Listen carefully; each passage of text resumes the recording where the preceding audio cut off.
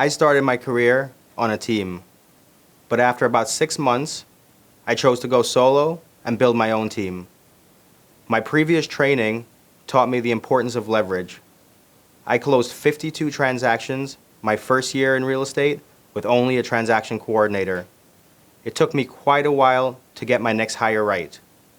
I'm Mo Khan, a sales associate with ERA Grizzard Real Estate and team leader for the Iron Gate team here in Orlando. Let's take 5 minutes to talk about how to strategically build your team by finding that person who can help you build your empire from the ground up. I've learned a few lessons building my team, which has had as many as 27 team members before I decided to scale down to 9 people, including myself, 3 assistants, and 5 agents. We're doing more sales volume and are more profitable with a small team than when we were big. For me, hiring an executive assistant was key to my success. At the time, I had read Gary Keller's The Millionaire Real Estate Agent, and he suggested that if you're doing over 36 transactions a year, it's time to hire your first assistant. I decided I wanted an executive administrator position, an empire builder. At first, that person monitored my emails, built out my listing and buyer presentation packages. Once that was done, I started hiring buyer's agents and trained my assistant to handle the onboarding and training. My executive administrator would also build out systems to help keep everyone accountable, put my lead book into digital format, and updated our customer relationship manager, or CRM.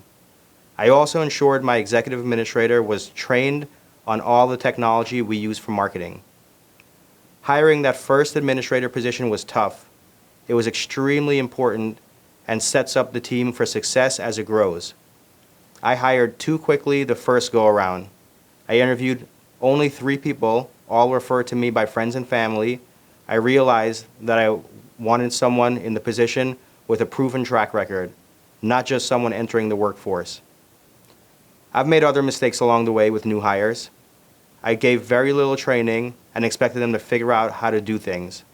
I would tell them to go Google it and figure it out. And then I would get mad at them for not understanding things when it was really my fault. So here are some tips. Take an educational class. After some failures, I decided to go to a class called Recruit Select, a Keller Williams 3-day class that goes through the steps of hiring. I wasn't with Keller at the time, but they have some amazing classes that they allow outside agents to attend. I implemented what they told me. I wrote a job description, posted an ad, and started the process. I spent 2 weeks putting all other business on pause, reviewed hundreds of resumes. I narrowed it down to 20 people, and first did interviews via telephone. From there, I called in 5 people for in-person interviews and put them through a grueling 3-day interview process. It was a lot of work, but in the end, I found the right person. From there, I put everything on paper. I figured out if I had 10 agents doing 2 transactions a month, then I would close 240 transactions a year. So tip number 2, be realistic. I had a plan in place, but it was too ambitious. I was trying to scale way too quickly. I didn't have enough leads to support 10 agents, and the training required would suck up all my time. Plus, it was a revolving door because they didn't see the value in staying with the team. So I sat down again, scaled down my plan. I recommend scaling your team slowly to ensure you have productive agents. Now, I do bi-weekly coaching sessions with my agents and figure out what's important to them so I can help them reach their goals.